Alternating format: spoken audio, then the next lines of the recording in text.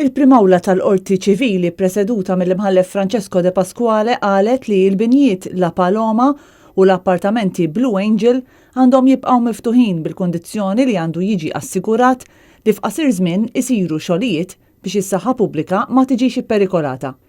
Il-qorti ħadet din id-deċiżjoni kif laqet il-mandat ta' inibizzjoni li kien ressaq Christopher Drago fisem is-sidien tal-binjiet imsemmija li huma proprjetà ta' ċertu Bodixtiano Ivanovic ta' nazzjonalità Russa. Il-qorti ċanfret ukoll id-Dipartiment tas-Saħħa li kien ilu ġimgħa jaf bil-kondizzjoni tal-binjiet u ma ttieħdet l-ebda azzjoni.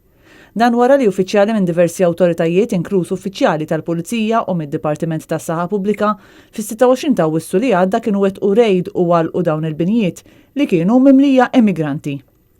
Madankollu sal-għada stess ħafna minn dawn l-immigranti kienu diġà ritornaw lura jgħixu fil-binjiet u kien biss wieħed minn aktar minn 150 persuna li tressaq il-qorti. Dan mhux għax kien qed jgħix illegalment f'Malta iżda minħabba akkużi relatati mad-droga.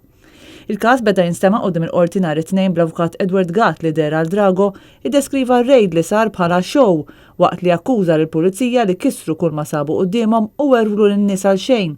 Saħansitra iddeskriva x-xeni ta' dakinhar bħala fantozzata.